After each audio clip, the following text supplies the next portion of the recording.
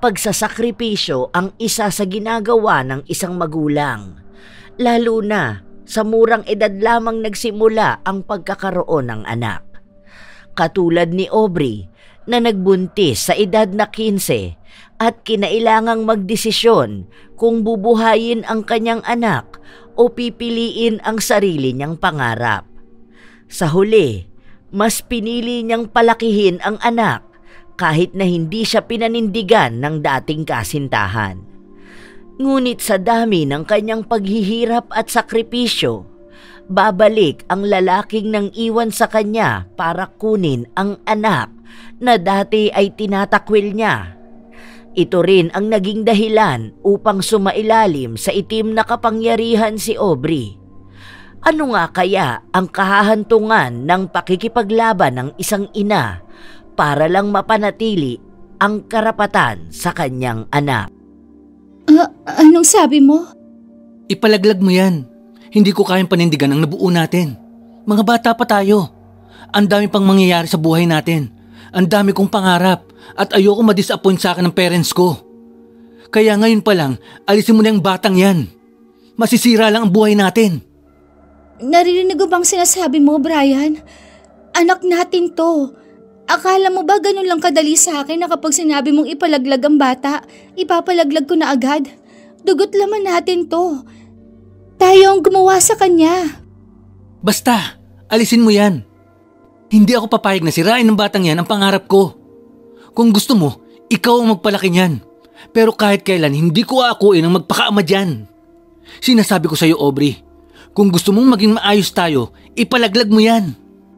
Ngayong nabuntis mo ko, saka mo ko iiwan? Akala ko ba mahal mo ko? Akala ko ba akong babaeng na gusto mong makasama habang buhay? Bakit ngayon? Bakit ngayon? Ganyan ka na umasta sa akin. Ano bang tingin mo? Ginusto ko to? Ikaw ang nagpumilit na gawin natin to. Ilang beses ko na sinabi sa'yo na hindi pa ako handa pero ang dami mong ipinangako sa akin. Yun na nga. Parehas nating hindi ginusto. Kaya ipalaglag mo na yan. Sinasabi ko sa'yo, Aubrey, hindi ko tatanggapin ang batang yan. Ang dami ko pang gustong gawin sa buhay ko. Bakit kasi hindi ka nag-iingat? Alam mo na nga na may nangyayari sa atin, hindi ka pa gumawa ng paraan para hindi ka mabuntis? Bakit parang ngayon ako na lang ang may kasalanan dito? Hindi ba dapat ikaw ang nag-ingat? Ikaw ang babae. Ikaw ang dapat gumawa ng paraan. Pero wala na tayong magagawa. Nabuo na yan. Ang kailangan na lang gawin ngayon ay ipalaglag yan. Basta ako, hindi ko kaya manindigan sa batang yan. Bata lang din ako na may mataas na pangarap. Pasensya ka na, Aubrey. Pero kung gusto mo rin matupad ang pangarap mo, alisin mo ang hadlang na yan sa buhay natin. Naiwan ang dalagita na mag-isa habang nakatingin sa kanyang nobyo na naglalakad palayo. Nakakaramdam siya ng panghihina dahil hindi niya alam ang kanyang gagawin, lalo na at bata pa siya. Sa edad na 15, ang dami niyang pangarap na mawawala kapag itinuloy niya ang pagbubuntis sa dinadala niya. Ngunit hindi niya maatim na patayin ang sarili niyang anak. Sa paglipas ng mga araw, iniiwasan na siya ni Brian dahil ayaw niyang pag-usapan ang tungkol sa bata. Hindi ko alam ang gagawin ko, Nick. Ang bata ko pa, pero masisira na kaagad ang buhay ko. Hindi ko kayang buhayin ang bata na ito. Alam mo naman na hindi kami mayaman. Hirap na nga ang pamilya ko na buhayin at pag-aaralin ako. Tapos malalaman lang nila na buntis ako. Anong gagawin ko? Ayokong ipalaglag ang anak ko. Nakakonsensya ako. Iniisip ko palang gawin. Pakiramdam ko ay kamamatay ko lalo. Bakit kaya hindi mo kausapin ang mga magulang ng boyfriend mo? Ipaalam mo sa kanila ang kalagayan mo para makausap nila si Brian. Kasi sa totoo lang, kayo lang naman talaga ang may kakayahan na magdesisyon dyan. Saka mo lang gawin ang desisyon na naiisip mo kapag nalaman mo na rin ang opinyon nila. Baka naman mas matino silang kausap, di ba? Sa tingin mo ba tutulungan nila kami ni Brian na palakihin ang anak namin? Hindi natin sure. Pero mayaman sila eh. Panigurado naman na kaya nilang sustentuhan ang batang ginawa ng anak nila. Sinunod ng dalagita ang payo ng kanyang kaibigan. Nagpasama siya kay Nick na pumunta sa bahay ng kanyang nobyo. Noong una ay hindi siya pinapasok sa loob at ayaw siyang harapin ng nanay ni Brian, ngunit mapilit siya. Nais niyang ilaban ang kanyang anak. Gusto ko lang po sabihin sa inyo na buntis ako. Hindi ko po alam ang gagawin ko sa bata. Hindi ko po ito kayang buhayin dahil wala pong kakayahan ng pamilya ko. Sa halip na makarinig ng pag-aalala mula sa ina ng nobyo, nagalit pa ito sa kanya at sinampal siya. Sinabi ng ginang na hindi tatanggapin ng pamilya nila ang bata at ipalaglag na lamang niya ito kung hindi naman niya kayang buhayin. Maraming masasakit na salitang binitawan ng ina ng kanyang nobyo na mas lalong kinasama ng kanyang loob. Mga salitang hindi niya inaasahan na maririnig mismo sa lola ng kanyang magiging anak. Nagmamakaawa po ako sa inyo. Tulungan niyo po ako. Huwag niyo naman po kaming ipagtabuyan ng anak ko. Apo niyo po ito. Hindi po ito basta sino lang. Anak po ni Brian ang nasa sinapupunan ko. Kahit hindi niyo na po ako tanggapin, piliin niyo na lang pong pangalagaan ang magiging anak namin. Hindi na nakapagsalita pa ang dalagita dahil mabigat na sampal ang dumampi sa kanyang pisngi. Hindi lamang isang beses, kundi 3 beses. Nilait-lait ng ginang ang pagkatao niya at ang pamilyang pinanggalingan niya. Sinabi sa kanya na kahit kailan hindi nila tatanggapin ang bata, kaya kung ayaw niyang mamuhay lang bilang kaawa-awa ang magiging anak niya, mas piliin na lang niya itong ipalaglag. Pinalaya siya sa loob ng bahay at pinagbantaan na sa susunod na bumalik siya roon ay hindi sila magdadalawang isip na ipapatay siya. Ano ba naman yung pamilya ni Brian? Bakit naman ganun sila makitungo sa'yo? Ganyan ba ang gusto nilang imulat ang anak nila sa responsibilidad? Nabuntis ka nga ng maaga. Pero hindi lang naman ikaw ang gumawa niyan. Dapat turuan nila ang anak nila na maging tunay na lalaki. Nakakainis ha? Masyado nilang pinapanigan ng anak nila. Anong gagawin ko? Dapat bang ipalaglag ko ng bata? Pero ayoko. Hindi ko kaya. Kailangan mo magdesisyon. Kung hindi mo ipalalaglag yan, malaki ang magiging sakripisyo mo. Hayaan mo, nandito lang ako palagi para sa'yo. Tutulungan kita hanggang sa kaya ko. Nakakahiya naman sa'yo. Naging pasanin mo patuloy ako. Bakla, ano naman? Hindi naman panghabang buhay yan. Kapag nasa hustong gulang ka na, makakaya mo naman na itaguyod ang bata. Sa una lang yan magiging mahirap. Kaya nga nandito akong kaibigan mo. Hindi ko suportado ang maaga mong pagbubuntis. Pero wala naman nang mapapala kung magsisisihan pa tayo eh. Nabuo na yan. Paninindigan na lang sa sarili ang kaya mo. Naging mahirap ang desisyon para kay Aubrey dahil lahat ng meron siya ay kailangan niyang bitawan kung pipiliin niya ang kanyang anak. Sa huli ay mas pinili ni Aubrey na buhayin ang kanyang anak. Hindi na rin niya nakita pang muli ang dating kasintahan dahil ang sabi sa kanya ni Nick ay lumipat na ng bahay ang pamilya ni Brian. Hindi nakapagtapos ng pag-aaral si Aubrey dahil mas binigyan niya ng pansin ang pagpapalaki sa anak. Naghanap siya ng trabaho para sa ipantutustos dito. Hindi naman siya pinabayaan ng kanyang kaibigan na tila ba nagsilbing ama ng bata. Makalipas ang 10 taon, naging maayos na ang buhay ni Aubrey at ng kanyang anak. Hindi man namuhay sa karangyaan, nabibigay naman niya ang pangangailangan nito. Tila ba naging mabilis ang takbo ng panahon. Ngunit hindi sila sigurado kung mananatiling tahimik ang kanilang buhay. Te, bilisan mo kaya dyan, no? Kanina pa kami naghihintay dito ni Anisha. Ang init pa naman ng panahon. Pawisan na kami. Amoy paksiw na. Teka, sandali lang. Ito lalabas na. Araw ng linggo at sama-sama silang magsisimba. May inuupahang maliit na bahay si Aubrey kung saan ilang taon na silang nakatira doon. Paminsan ay doon natutulog ang kaibigan niyang si Nick, lalo na kapag wala itong pasok sa trabaho. Nang matapos ang simba, unang pumasok sa loob ng sasakyan si Anisha, habang ang magkaibigan ay naiwan sa labas. Wait a minute. Tama ba itong nakikita ko? Bakit? Ano bang meron? OMG! Si Brian yan, di ba? Bumalik na siya sa bayan natin? After 10 years niyang naging multo? Grabe! Ang laki ng pinagbago niya. Pero for sure, isa pa rin siyang duwag na lalaking walang paninindigan. Sa hindi maipaliwanag na dahilan, ay nanlamig ang buong katawan ni Aubrey nang marinig niya ang pangalan ng dating kasintahan. Hindi niya nais na alamin kung tunay nga ba ang nakita ng kanyang kaibigan. Ngunit kusa itong itinuro ni Nick. Agad rin naman niyang nilingon ang lokasyon ng lalaki. Kanina ko pa yan nakikita. Ang akala ko naman kahawig lang niya. Pero hindi eh. Siya yan mismo, te. At mukhang asawa niya yung kasama niya. Ang kapal ng mukha naman niyang bumalik dito.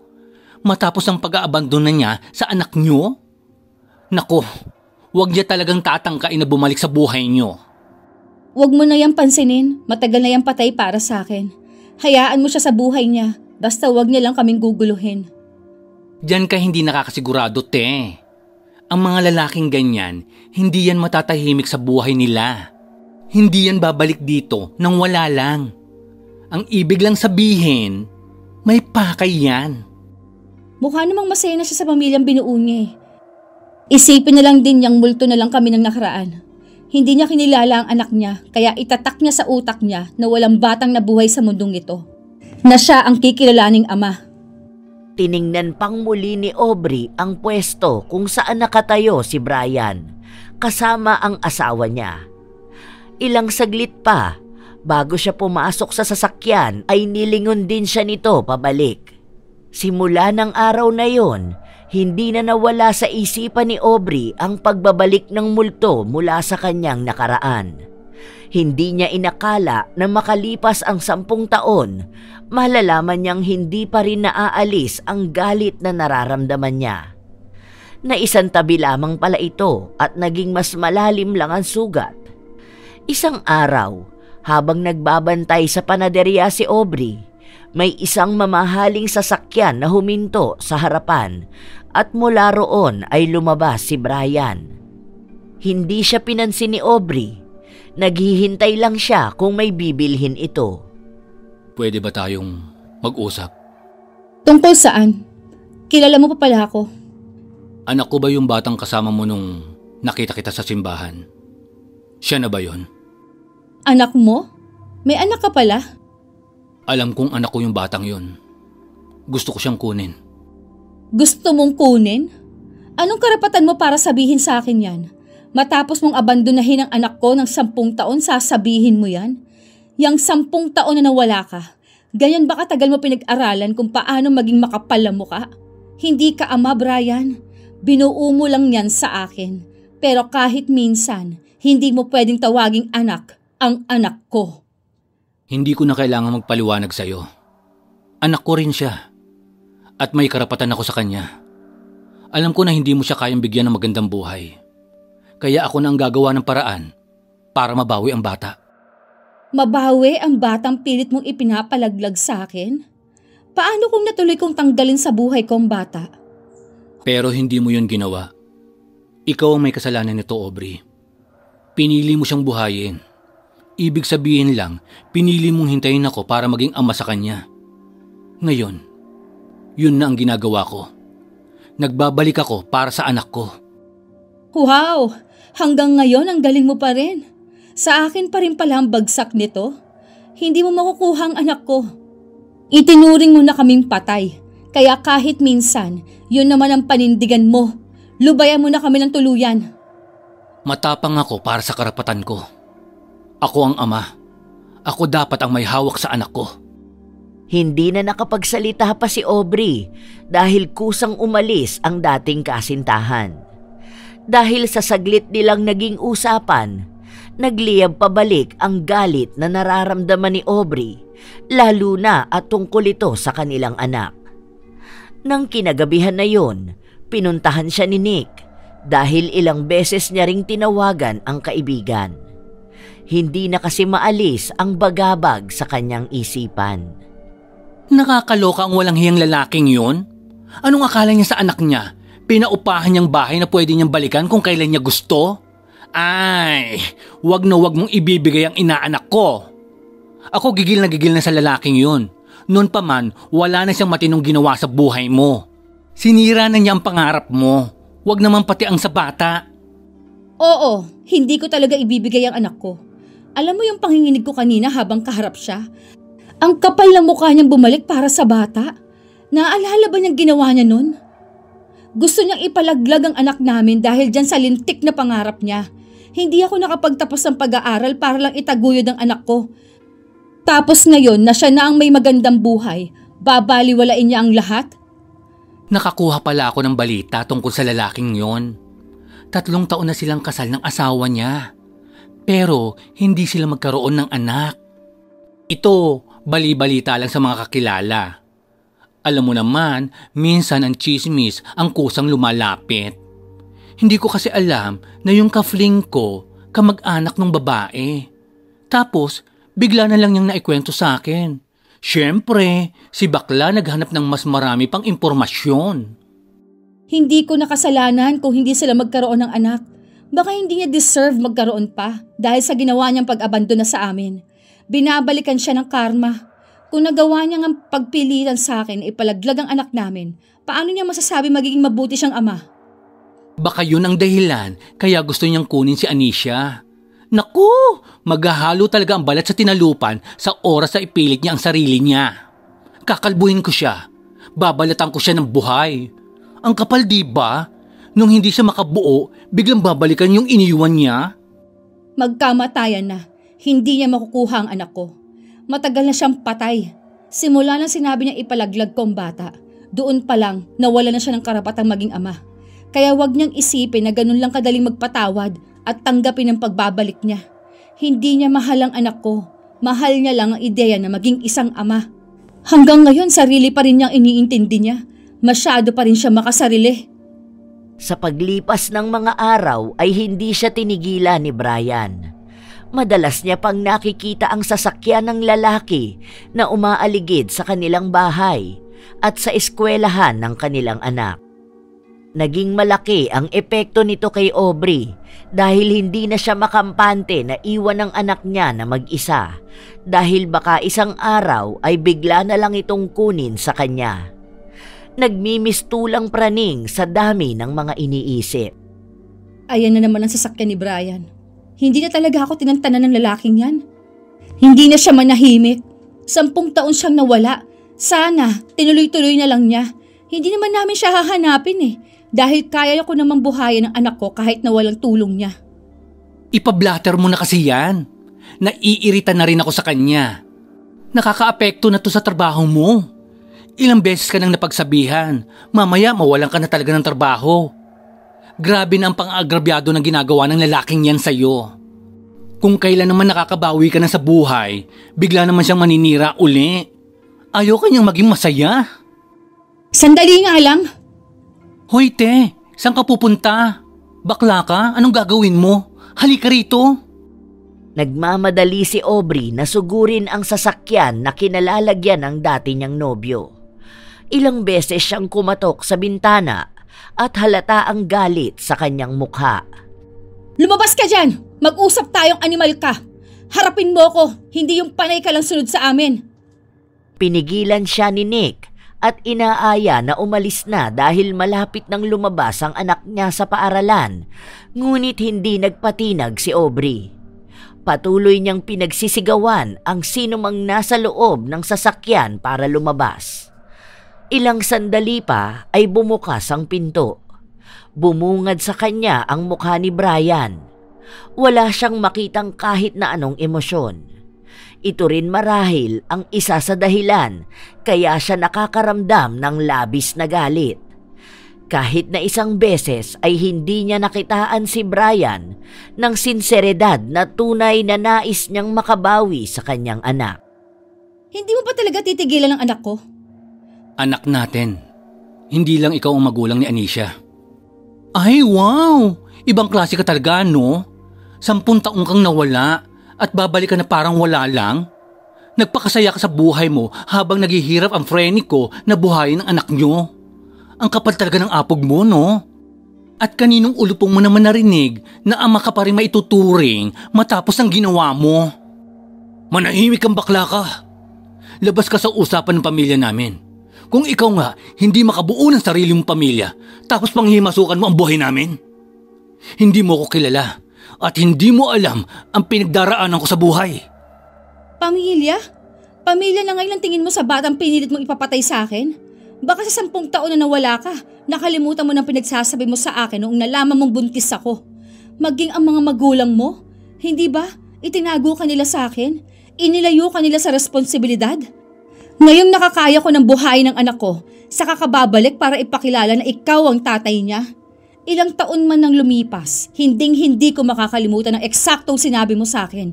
Nakatatak na sa puso ko ang galit. May karapatan ako sa anak ko. Kahit na anong gawin mo, kahit na ilang taon ako nawala, hindi magbabago ang katotohanan na dugo ko ang nananalaytay sa ugat niya. Anak ko rin siya. Kahit saan tayo makarating, mas may karapatan ako sa'yo. Ito na ang huling beses na sasabihin ko sa'yo to. Lubayan mo kami ng anak ko. Wala kang anak dahil nung araw na huli tayo nagkita, yon na rin ang araw na namatayan ka ng anak.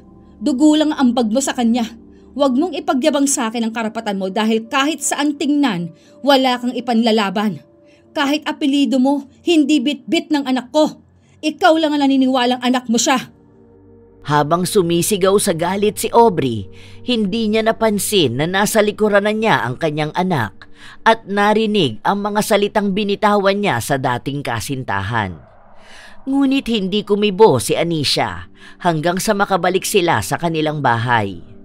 Ngunit base sa pagiging tahimik ng bata, may kung anong katanungan ang tumatakbo sa kanyang isipan.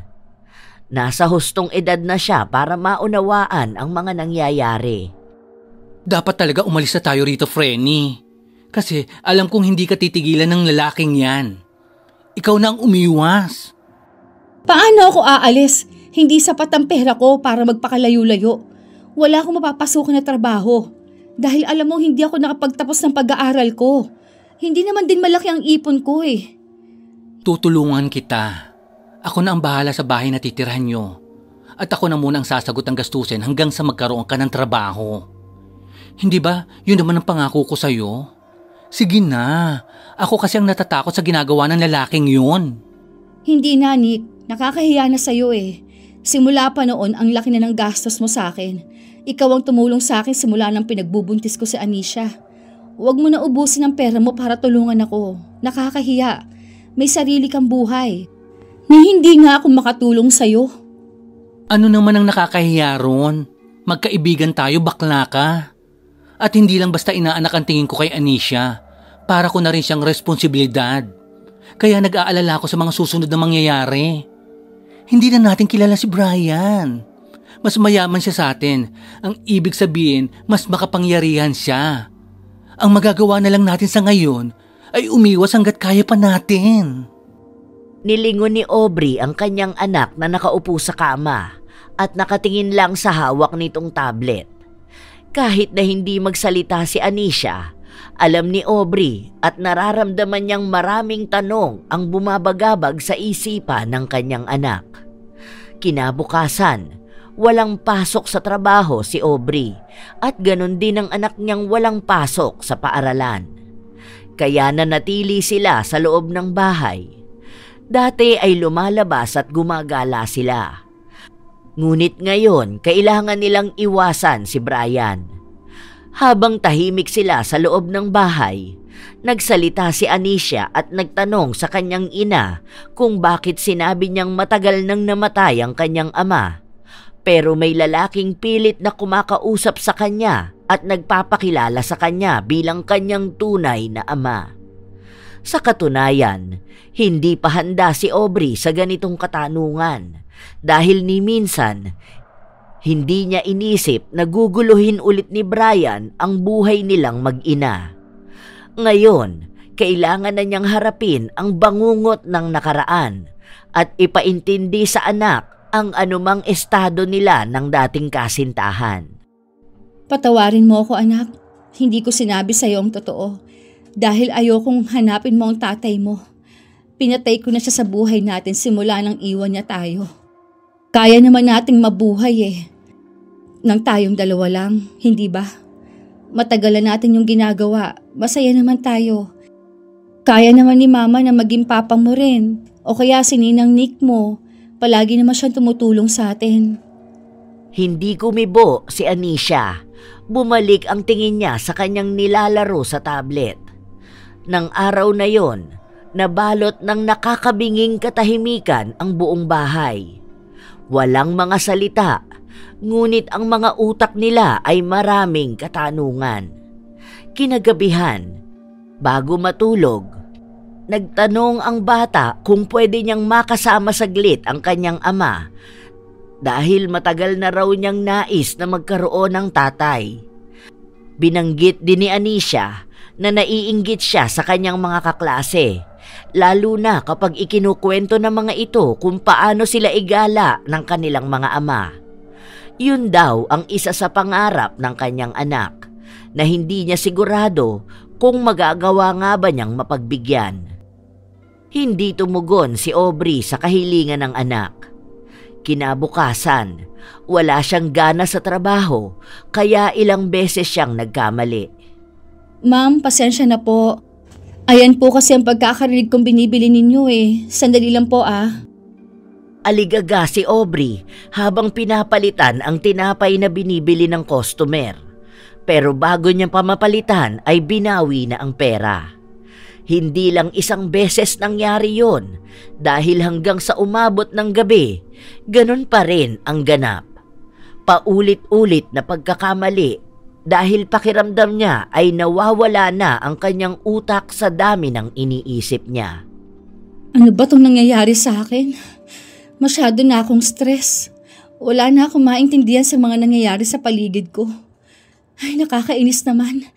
Hindi pwede itong ganito palagi. Pagkatapos niyang magsarado ng panaderya ay naglakad na siya pauwi.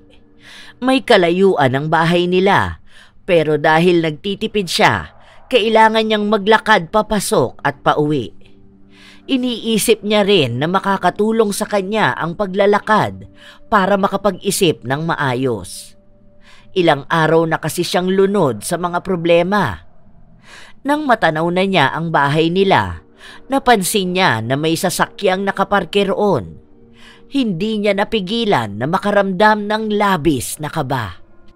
Teka, ayan ang sasakyan ni Brian. Anong ginagawa niya dito? Ang anak ko!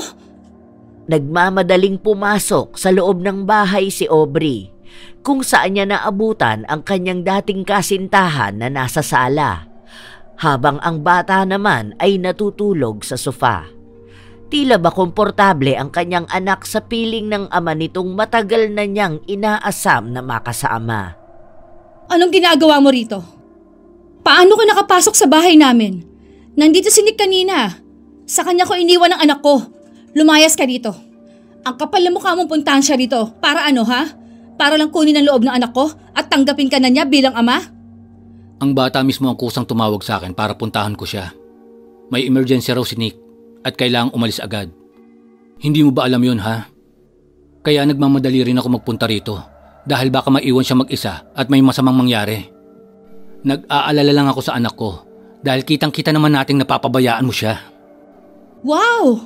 Nagmumukha ka na pala niyang mabuting tatay dahil lang sinamahan mo ng isang araw ang anak mo samantalang 10 taon mo siyang pinabayaan. Bakit ba hindi mo ko bigyan ng chance na magpakatatay sa kanya? Kailangan ako ng anak ko at hindi mo kayang ibigay ang mga pangangailangan na yon. Hayaan mo ako makabawi sa kanya. 10 taon lang ako nawala pero may mas higit pang buhay ang kaya kong ibigay sa kanya. Ilang araw ka palang bumabalik. Kung umasa ka, buong 10 taon mo siyang nasubaybayan ha. Kailangan mo lang ang anak mo dahil hindi ka magkaanak sa babaeng pinili mong pakasalan. Utang na loob, Brian. Tigilan mo na kami ng bata. Gumawa ka na lang ng paraan para magkaroon kayo ng anak ng asawa mo at yun na lang ang pagtuunan mo ng pansin. Hindi ako titigil hanggat hindi ko nakukuha ang anak ko. Gumagawa na ako ng paraan para mabawi siya. Wala akong pakialam kahit na magalit ka sa akin.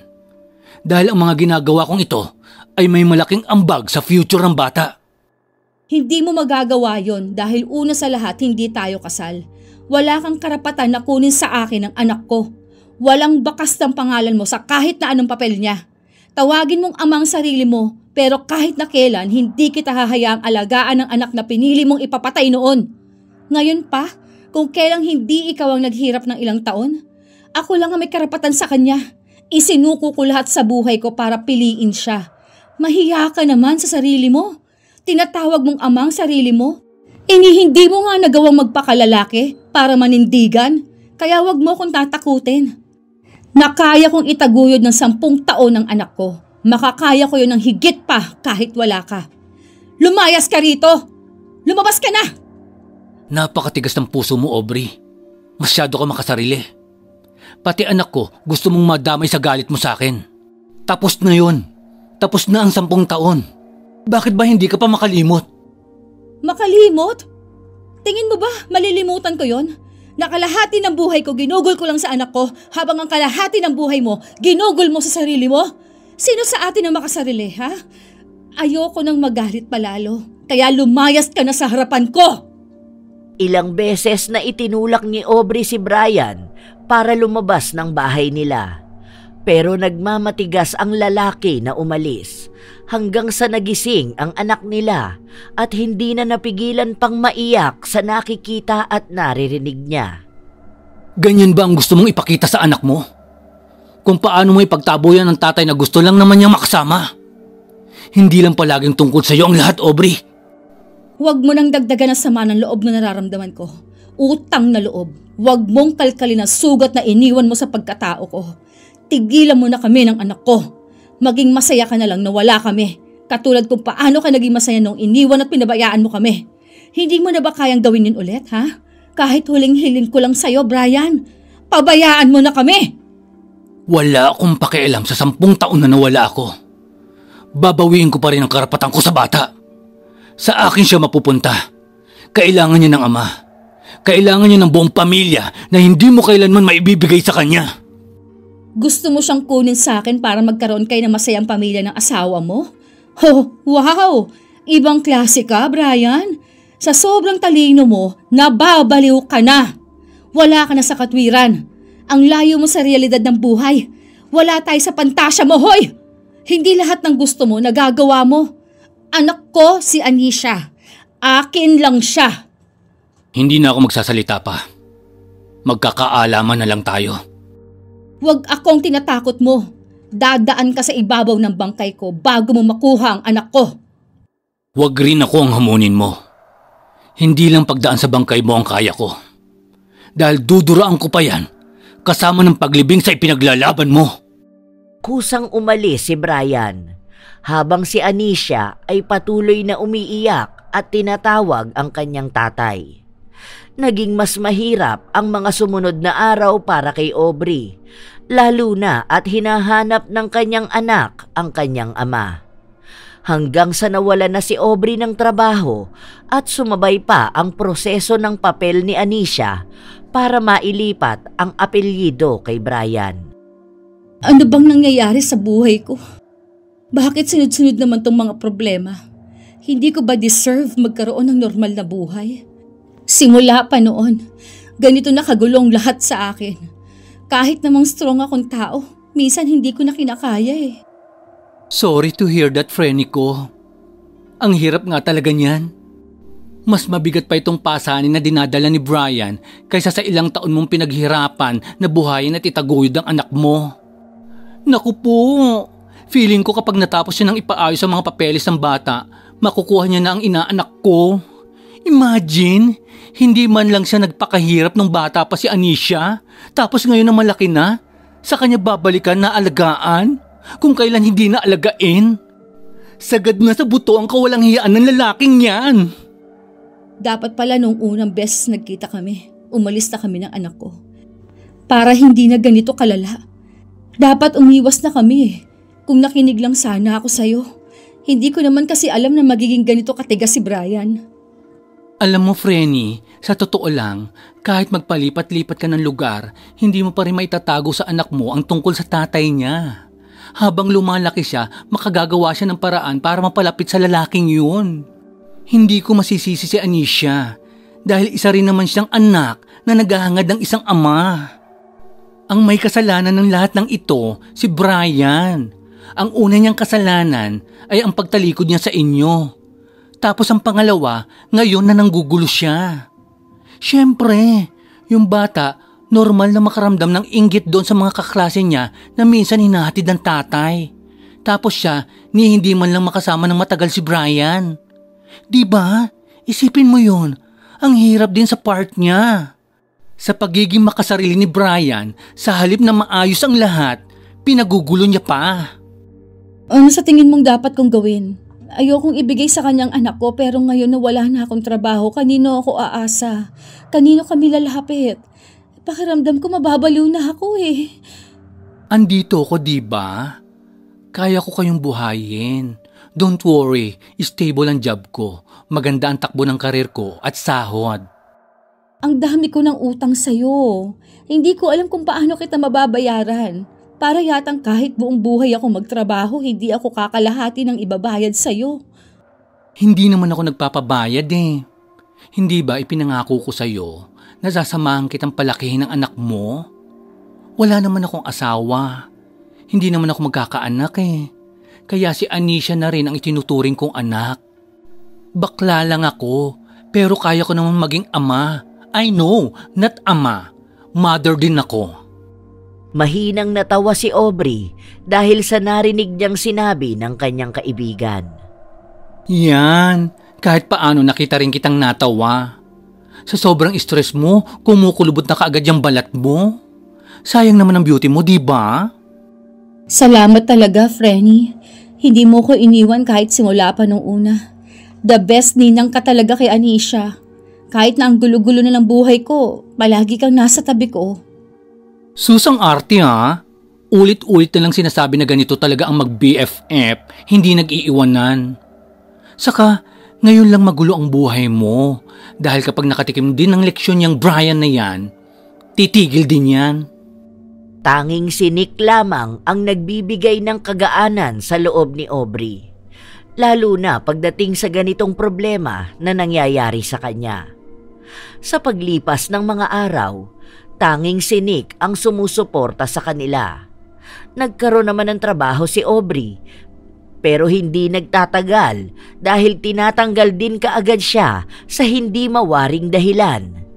Ang iniisip niya, maaaring dahil ito kay Brian na nais siyang gipitin.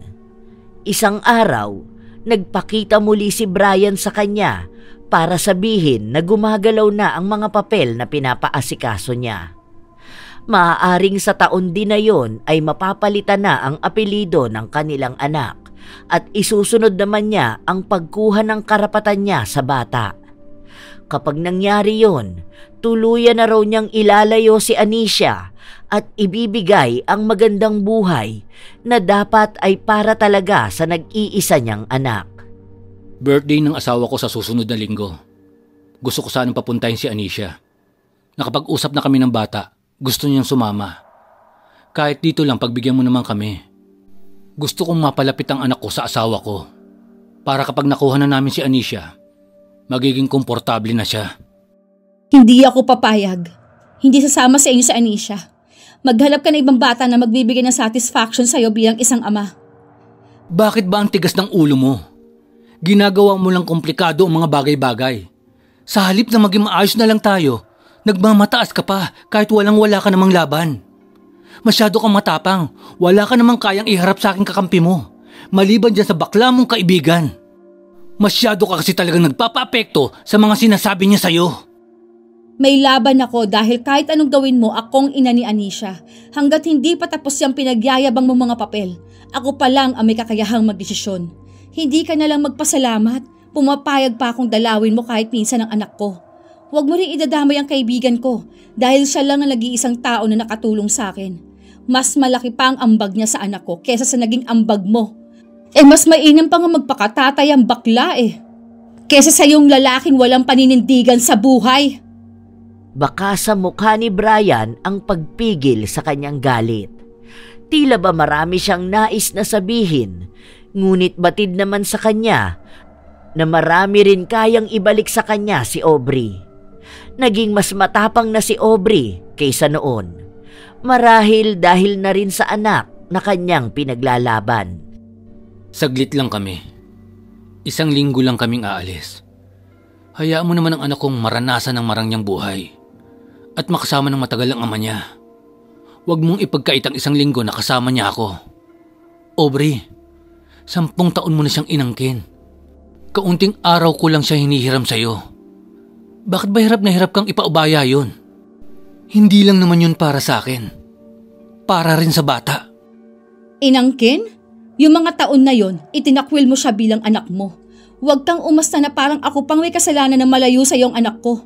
Alam nating pareho na kaya ka lang lapit ng lapit sa kanya dahil hindi ka mabigyan ng anak ng asawa mo. Dahil kung meron kayong anak, kahit na kailan, hindi mo siya kikilalanin. Katulad kung paano mo yun sabihin sa akin noon at kung paano rin ipamukha sa akin ng mga magulang mo na hindi siya katanggap-tanggap. Kaya huwag kang magpanggap pa, Brian. Hindi ka mabuting ama. Umintig ang panga ni Brian dahil sa mga salitang sinabi sa kanya ni Aubrey. Nagmamatigas ang babae. Ayaw sa kanyang ibigay ang bata kahit na sa bilang na araw lamang. Nang matapos ang kaarawan ng asawa ni Brian, hindi na niya nakuha ang anak niya.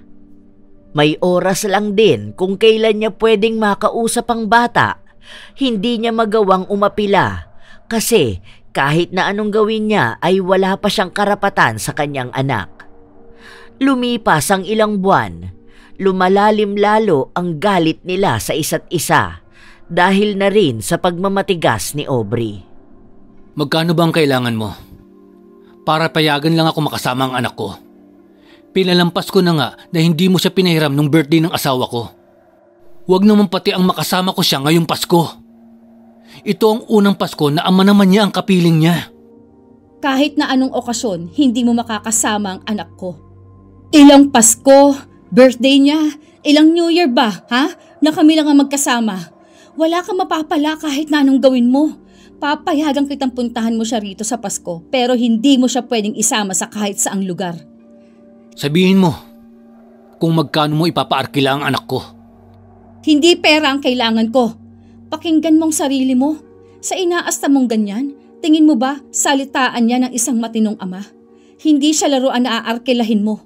Ituring mo siyang isang anak. Hindi isang bagay na kailangan mo lang para masabing magandang imahe ng pamilya mo. Kaya hindi ka na magkakaroon pa ng anak dahil kawawa lang ang bata kung ikaw ang magiging tatay nila.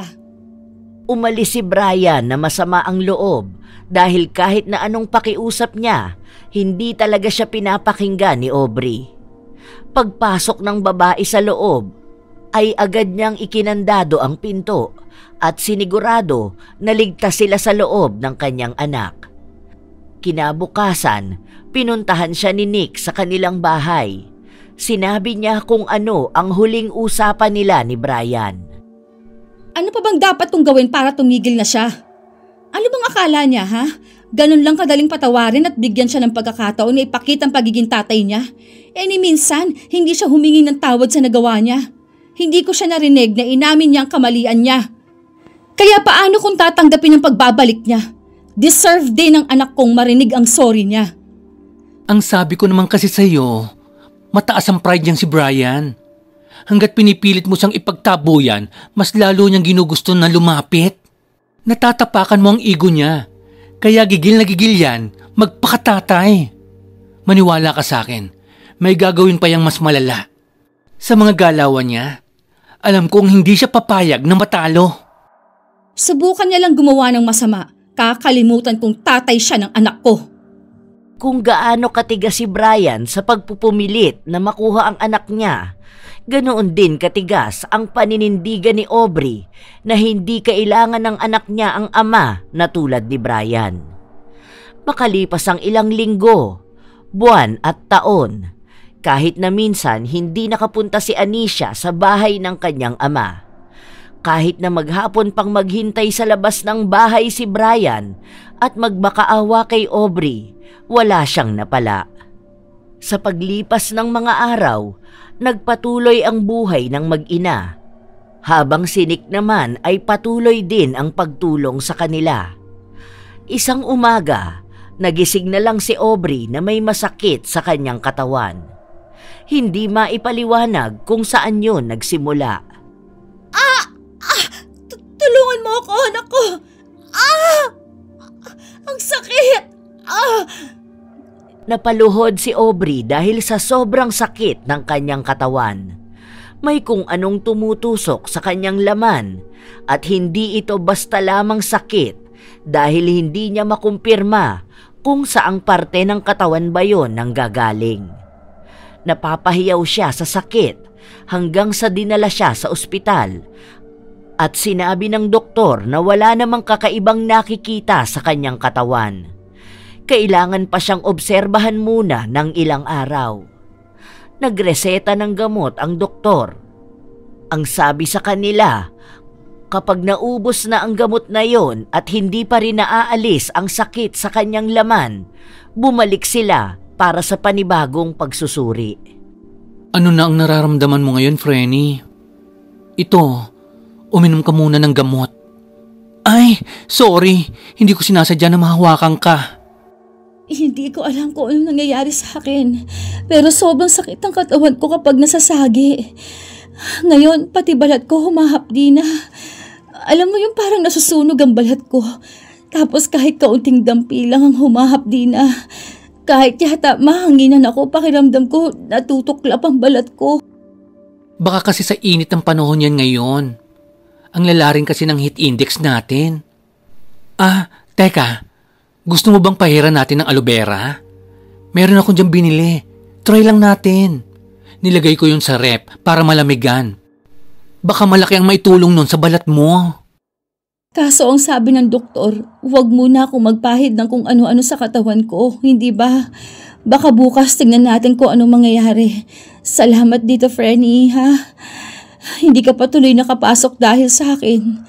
Sige na, umuwi ka na muna. Kaya ko ng sarili ko. Nakakagalaw pa naman ako kahit paano. 2 days ang leave ko, kaya dito na muna ako. Paano ko malalaman kung ayos ka lang kung uuwi ako? May pasok bukas ang bata, tapos pinatatawag daw ang guardian niya. Ako na lang ang pupunta para makapagpahinga ka na rito. Alam kong dagdag na naman to sa stress mo. Bakit hindi niya sinasabi sa akin? Ano kayang nangyari? Ito ayaw kasi kitang ma-stress sa totoo lang. Alam mo ba na may inaway ang anak mo na kaklase niya? Nakipagsabunutan siya dahil ata napag-usapan ang tungkol sa tatay niya. Ako na ang bahalang kumausap kay Anisha tungkol dito. Ay, ang laki talaga ng epekto niyang ginawa ni Brian. Masyado siyang makasarili. Pati ugali ng anak niya nagbabago na rin. Ay nako. Huwag naman sanang maging suwail ang batang yan. Hindi na kumibo pa si Aubrey dahil nag-aalala siya sa nagiging pagbabago ng ugali ng kanyang anak. Tila ba nagre-rebelde na ito? Makalipas ang halos 1 linggo, naiiwan na lang ang mag-ina sa kanilang bahay dahil naging abala na si Nick sa kanyang trabaho. Nakakuha siya ng malaking proyekto. Ngunit kailangan niya munang lumuwas ng Maynila ng 1 linggo. Masama pa rin ang pakiramdam ni Aubrey. Hindi nawawala ang sakit ng kanyang balat at ang tila ba paghalukay sa kanyang laman. Dahil doon ay hindi na niya naaasikaso ang kanyang anak. Nakakuha ng pagkakataon si Brian para samantalahin ang kalagayan ng dating kasintahan. Magpapadala na lang ako ng tutulong at mag-aasikaso sa iyo rito sa bahay. Kukunin ko na muna ang bata. Kami na muna ang bahala sa kanya. Bakit mo kukunin ang anak ko? Hindi mo ba nakikita ang kalagayan mo, Aubrey? May sakit ka. Ilang araw ka nang hindi makakilos at makatayo dyan sa higaan mo. Ni hindi mo naaasikaso ang bata. Hindi mo mapakain, wala kang pera, wala kang trabaho, walang kahit na sinong nasa tabi mo. Tingin mo ba, kaya ng bata na asikasuhin ang sarili niya na walang kalinga ng isang magulang? Lawakan mo naman ang utak mo, Aubrey. Para din ito sa anak natin. Ginagawa kong lahat para makakilos ako. Kahit na hirap ako sa nararamdaman ko. Gagaling din naman ako eh. Ang sabihin mo, sinasamantala mo lang ang kahinaan ko. Nakausap ko na ang bata. Gusto niya ring sumama sa akin. Doon sa bahay maaasikaso siya. May makakain siya palagi at maaayusan siya ng asawa ko. Hindi mo pa kaya, Aubrey. Huwag kang mag-alala. Hindi ka naman maiiwan mag-isa rito sa bahay mo. Dahil kumuha na ako ng nurse. Ako na ang magbabayad sa kanya. Magbibigay rin ako ng budget para may makain ka. Magpasalamat ka na lang dahil mabait ako. Naiisip pa kita. Hindi kasi kasing tigas ng puso ko ang sayo. Ginagawa ko rin ito para kay Anisha. Dahil alam ko naman na ayaw niyang malaman na ang nanay na nag-alaga sa kanya ay maiiwang kaawa-awa. Hindi! Lintik ka. Sinasamantala mo talaga na mas malakas ka sa akin. Kaya kong alagaan ang anak ko. Maaasikaso ko siya kaya wag mo siyang ilayo sa akin. Ayan. Sa'yo na mismo nang galing na mahina ka. Nagmamalasakit lang ako sa anak ko at sa'yo. Gusto kong makabawi sa kanya. Gusto kong ibigay ang mga bagay na hindi mo kayang ibigay sa kanya. Hindi ka na makakatanggi. Dahil si Anisha na mismo ang nagdesisyon at pumayag na sumama sa amin. Magpasalamat ka na lang dahil aalagaan ko ang anak ko at hindi ka rin maiiwang mamamatay rito na mag-isa. Kahit pa magsisigaw si Aubrey, hindi na siya nilingon pa ng dating kasintahan. Narinig niya na lang ang pag-alis ng sasakyan. Maging ang anak niya ay hindi na nagpaalam sa kanya. May isang nurse na nag-aalaga sa kanya dahil nahihirapan siyang kumilos. Palala ng palala ang sakit na nararamdaman ng balat ni Aubrey. Bawat minuto, sumisigaw siya dahil sa kung anong tumutusok sa kanyang laman. Hindi lamang sakit sa katawan na hindi maipaliwanag ang kanyang nararamdaman dahil wala nang mas hihigit na sakit ang nararamdaman ng kanyang puso. Pakiramdam niya ay tinalikuran na siya ng lahat. Wala nang natira. Wala nang nagmamahal. Para bang hinihintay na lang niya ang kanyang kamatayan para lang matapos na siyang magdusa. Deserve ko ba tong lahat? Simula pa noon puro na lang paghihirap ang nararamdaman ko. Hanggang ngayon ba wala akong karapatan na maging masaya? Ano bang kasalanan ang dapat kong pagbayaran para lang matahimik ako? Gusto ko na ng normal na buhay. Pero bakit ganito? Sa paglipas ng mga araw, mabilis na bumagsak ang katawan ni Aubrey. Hindi na siya makakain at hindi nagiging wasto ang tulog. Ang daming bumabagabag sa kanyang isipan. Lalo na at nais niyang makita ang kanyang anak, ngunit hindi niya magawa. Hindi pa ibinabalik ni Brian si Anisha. Tila ba bumaliktad ang lahat dahil siya naman itong hindi makasama ang anak. Habang inaasikaso siya ng nurse, tumanggi siyang kainin ang hinahain sa kanya nito. Iwan mo na ako. Bumalik ka na sa boss mo. Hayaan mo na lang ako mamatay rito. Baka sakaling ito na talaga ang kapalaran ko. Ang ipanganak sa pagdurusa at mamatay sa kasawian. Tatanggapin ko na lang ito. Kaysa umasang umaayos ang buhay ko. Pumapatak ang luha ni Aubrey habang pilit niyang inaalala ang kanyang masalimuot na buhay. Nanggaling siya sa isang mahirap na pamilya. Nabuntis siya sa murang edad at hindi niya natapos ang pag-aaral. Tanging sinik lang ang tumulong sa kanya noong nagbubuntis siya kay Anisha hanggang sa maipanganak niya ito. Simula noon, hindi na siya tumigil sa pagtatrabaho. Lahat ng klase ng pagkakakitaan ay ginawa na niya para lang mabigyan ng maayos na buhay ang anak. Sa loob ng 10 taon, hindi niya inisip ang kanyang sarili at isang araw darating ang lalaking nang iwan sa kanya para lang kunin ang anak niya. Ang lalaking walang naging tulong sa pagsasakripisyo. Ngayon, gusto pang bumuo ng isang masayang pamilya kasama ang batang pinipilit niyang ipalaglag noon. Hindi na mawari ni Aubrey kung anong sumpa ang bumabalot sa kanya. Maging ang nangyayari sa katawan niya ay hindi na niya maipaliwanag pa. Habang nakaratay siya sa higaan, dumating ang kanyang kaibigan. Ay, hala. Naku po, ano naman yung nangyayari sa'yo, Frenny ko? Ang payat mo naman na masyado. Saglit lang ako nawala eh. Eh ikaw, sino ka naman ha? Nasaan na ba ang inaanak ko? Pumasok ba sa school?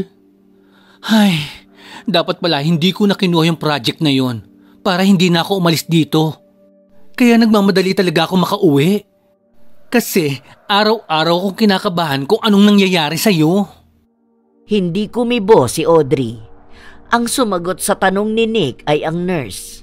Sinabi niya na kinuha siya ni Brian para alagaan si Aubrey. Siyala nito, kunwari concern. Nasaan naman ang inaanak ko? Don't tell me, kinuha ng tatay. Saan ba sila nakatira? Kukunin ko si Anisha. Ako na ang susugod sa bahay ng walang hiyang yun. Abang na abang talaga siya sa ikababagsak mo para siya naman ang maging magaling? Hindi na kailangan, Frenny. Hayaan mo na siya sa tatay niya. Baka tama nga si Brian. Siya lang ang makapagbibigay ng magandang buhay sa anak namin. Hindi ko na kayang buhayin pa si Anisha. Dahil maging ang sarili ko, hindi ko alam kung kaya ko pang mabuhay ng matagal. Maraming salamat sa mga naitulong mo sa akin, pero hayaan mo na ako. Hindi naman na siguro ako gagaling. Basta ang hiling ko lang, kahit na anong mangyari, please, subaybayan mo ang anak ko. Gusto ko masigurado na palagi siyang nasa maayos na kalagayan. Walang ibang nararamdaman si Nick kundi awa sa kanyang kaibigan. Habol ito sa paghinga at tila ba naghihingalo na. Bakas ang paghihirap sa kanyang katawan, maging ang lungkot at pighati na sinasabi ng mga mata nito. Ilang beses na pinagtabuyan ni Aubrey ang kanyang kaibigan, ngunit hindi nagpatinag si Nick. Doon na siya umuuwi sa bahay ng kanyang kaibigan upang siya na ang mag-alaga rito. Nais niyang patunayan na sa kahit na anong hirap, palagi silang magkasama. Hanggang kailan ako magiging ganito? Ayoko na, Frenny. Gusto ko nang mamatay. Hirap na ako eh. Nagmamakaawa na ako gabi-gabi na sana wag na akong magising pa. Para maging payapa na rin ako. Ha? Kaloka ka naman, Frenny. Kaya nga kita'y naalagaan para gumaling ka. Paano naman ang anak mo kapag hindi ka na nagpakita sa kanya? Alam mo bang miss na miss ka na ni Anisha? Nag-chat nga siya sa akin, pero binura din. Feeling ko, minamanduhan ng tatay pati yung account ng anak niya. Nakablock nga rin ako eh. Pero nangangamusta ang bata sa'yo. Gusto ka na niyang makasama.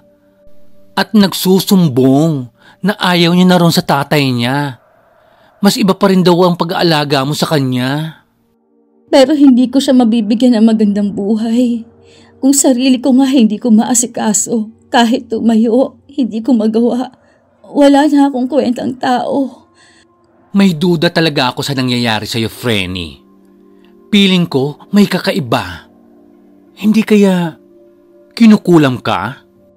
Kinukulam? Sino naman kukulam sa akin? Hindi natin alam. Pero kasi hindi nakikita ng doktor ang sakit mo. Tapos, ang laki ng ibinagsak ng katawan mo. Baka lang naman. Kasi naalala ko noon, may tita ko na kinulam din. Ganyan ang nangyari sa kanya. Ang bilis bumaksak ng katawan niya. Dinala pa nga siya sa abroad para makahanap ng magaling na doktor na makakakita ng sakit niya. Tapos, nung iuwi na siya sa Pilipinas para ipatingin sa albularyo, namatay naman siya. Tapos nung burol niya, dumating ang albularyo. Maaagapan pa naman daw sana, kaso dinala sa iba't ibang doktor. Ang sabi kasi, ang mga kinukulam daw talaga, hindi pwedeng ipadoktor. Mas lumalala ang nangyayari sa kanila. Paano naman natin malalaman kung kinukulam ako? Anong pwedeng gawin? May dapat bang lapitan?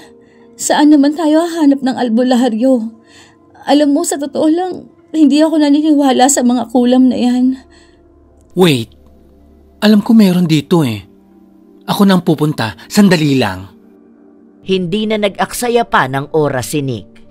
Pinuntahan niya ang isang albularyo para ipatingin ang nangyayari sa kanyang kaibigan. Doon nila nakumpirma na may kumukulam nga sa kanya. Sino naman kayang may motibong gawin yan sa'yo? Hindi kaya si Brian? Sinabi ng albularyo na may kailangang makuha kay Aubrey. Yun ang dahilan kaya siya pinakulam. Hindi intensyon na patayin siya dahil ang kulam ay tungkol lamang sa pagpapahirap sa kanya.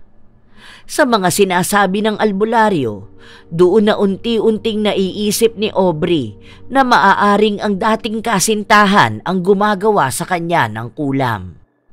Tulungan niyo po akong gumaling. Kailangan ko pong maayos ulit ang buhay ko para mabawi ko ang anak ko. May chance ba na bumalik sa nagpakulam sa kanya ang sumpa? Sinabi ng albularyo na hindi niya sigurado kung babalikan ng sumpa ang nagpakulam sa kanya. Yun ay depende na lang sa ginawa ng mangkukulam.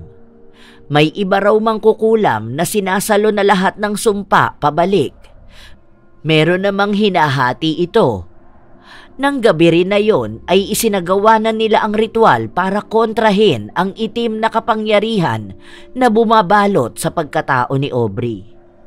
Malakas ang hangin sa loob ng kwarto. Hindi mawari kung saan yon nanggagaling.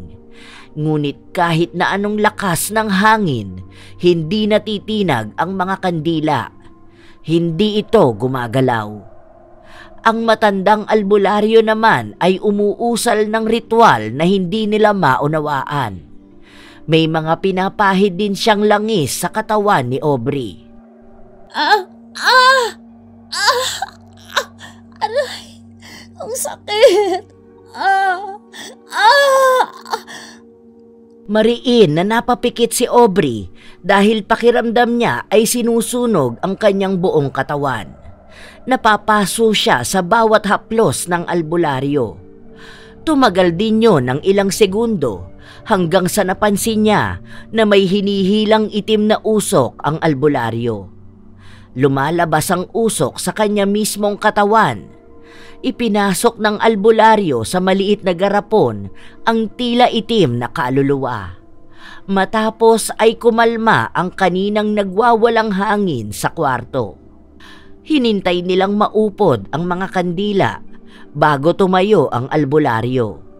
Sinabi sa kanila na aabutin pa hanggang kinabukasan bago makaramdam ng kaginhawaan si Aubrey, habang unti-unti na ring bumabalik ang sumpa kung kanino man ito tatama.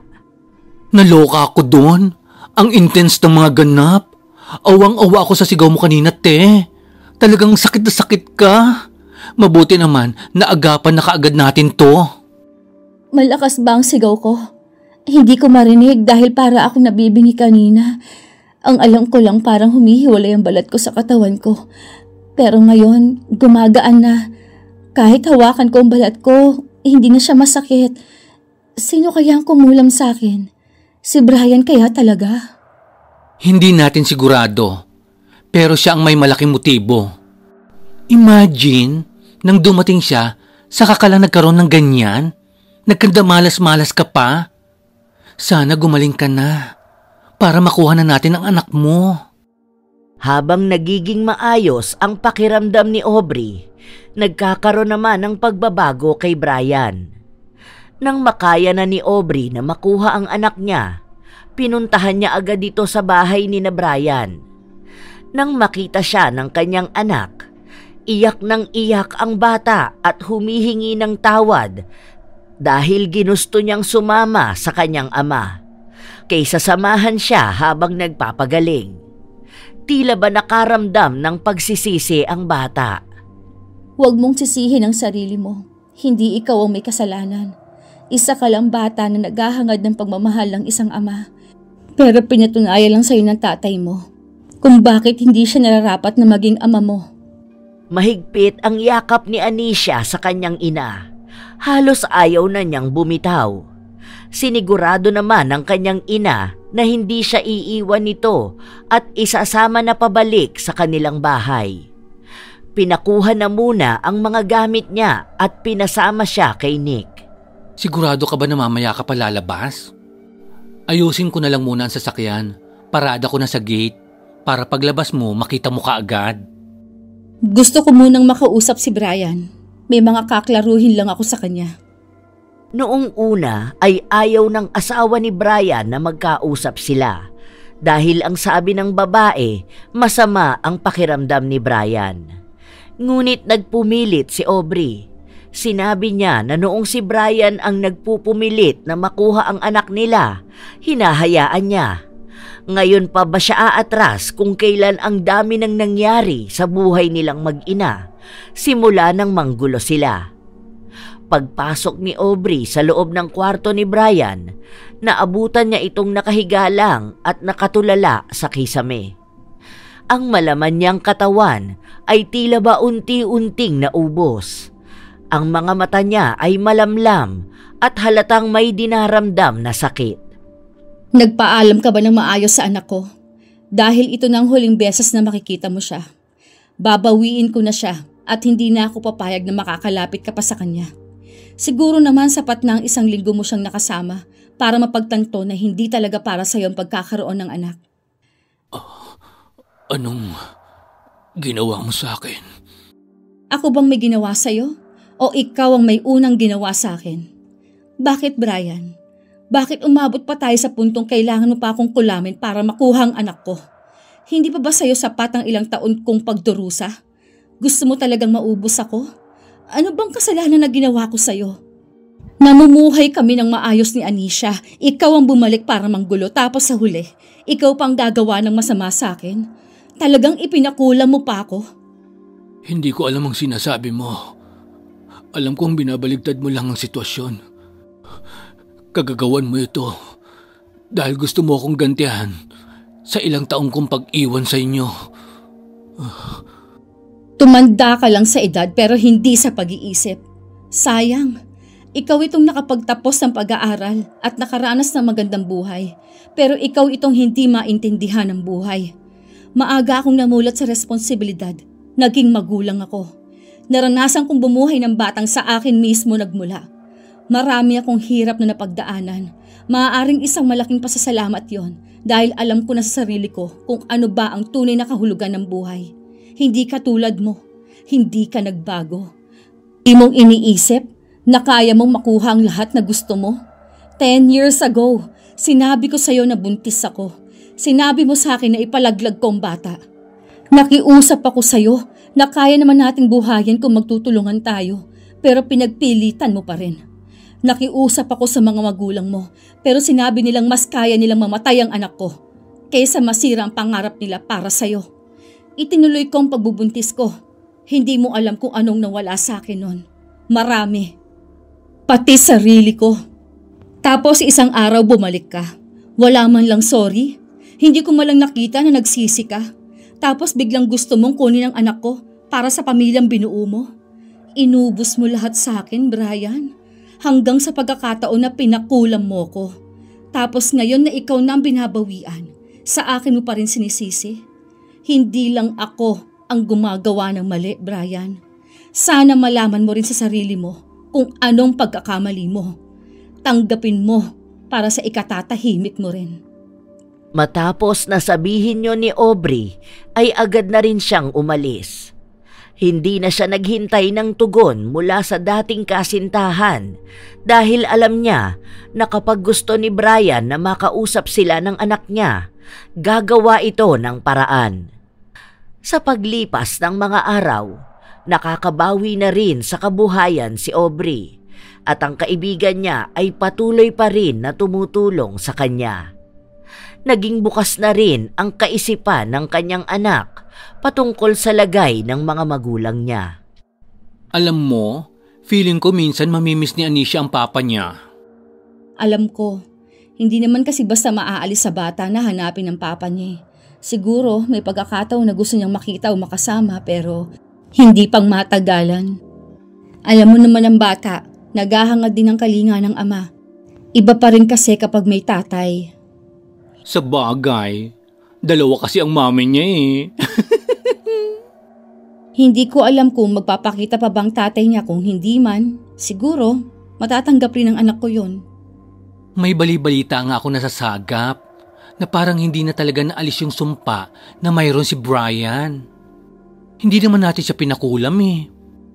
Mas malaki pala talaga ang epekto kapag ang sumpa ang bumalik. Kahit na magaling na albularyo, nahihirapan siyang pagalingin. Ang laki na ng epekto sa kanya. Kasi may mga ari-arian na silang naibenta. Alam mo, nakakaramdam ako ng awa sa kanya.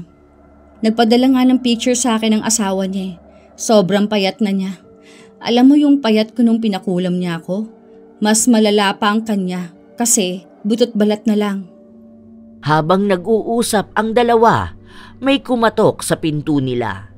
Si Nick ang nagbukas ng pinto at baka sa kanyang mukha ang pagkagulat. Sumenyas siya na si Brian ang nasa labas, kaya agad din na nagpunta roon si Aubrey para papasukin ito. Ang anak naman niya ay nakatingin lang sa kaawa-awa niyang ama, hindi man lumuluha, baka sang-awa sa kanyang inosenteng mga mata. Sana sinabi mong gusto mong makausap ang anak mo. Kahit naman hate na hate kita, kami nang pupunta. Kaysa naman dumayo ka pa. Kawawa ka naman tignan. Gusto kong ako naman ang gumawa ng paraan para sa anak ko. Ang tagal ko na ring pinagdurusahan itong nararamdaman ko. Hindi na nawala sa isip ko ang mga sinabi mo sa akin, Aubrey. Tama ka nga. Naging duwag ako noon pa man. At hindi ko tinanggap ang mga pagkakamali na nagawa ko. Walang sorry. Walang pagbawi. Nagmatigas pa ako.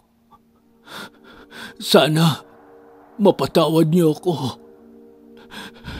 Lalo nang anak ko. At ikaw, Aubrey. Ayaw ko nang magtanim ng sama ng loob. Ang gusto ko lang maging maayos ang buhay namin ng anak ko kahit wala ka. Pero napagtanto ko rin na hindi ko pwedeng alisan ang karapatan ng bata. Kung siya rin gustong makasama ang tatay niya. Pinatawad na kita, Brian. Tunay sana ang pagsisisi mo. Sinabi rin ni Anisha na pinapatawad na niya ang kanyang ama sa anumang ginawa nito sa kanyang ina.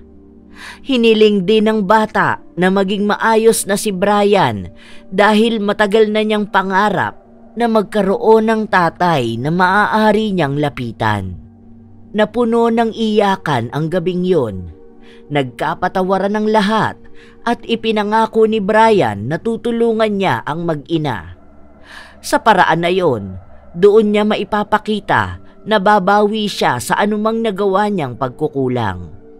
Sa paglipas ng mga buwan at maging taon, tinupad ni Brian ang pangako niya. Hindi na nahirapan pa si Aubrey sa pagtustos sa pag-aaral ng kanyang anak. Hindi nila sigurado kung paano nagsimulang unti-unti na ring umayos ang kalagayan ni Brian.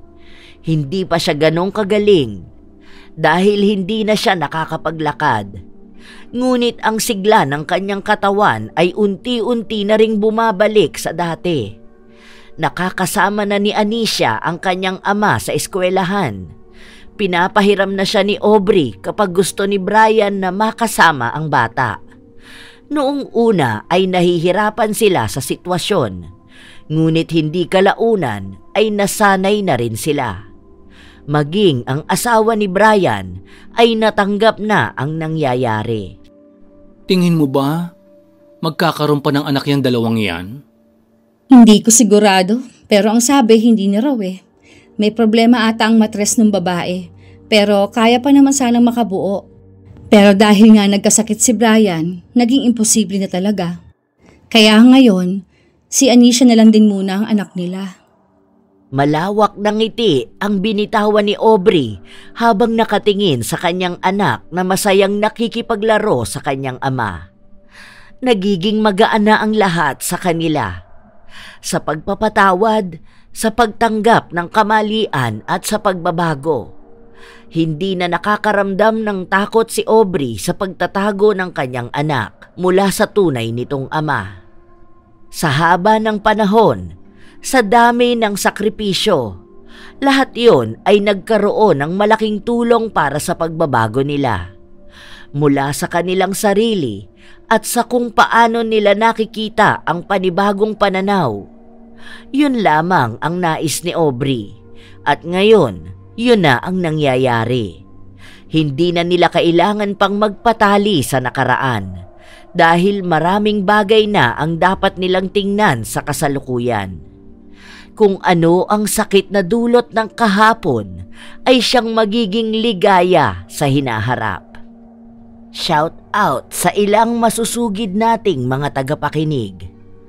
Flordeliza Soliman, Sharon Solero Masagka, Elizabeth Orebia, Cherry Coralde, Marie the Lightworker, Rhea Malabayabas, Rose Ann Rama, Marilu Villa Kakan, at I am Brixie. Ito ang inyong Lola Telang at maraming salamat sa inyo.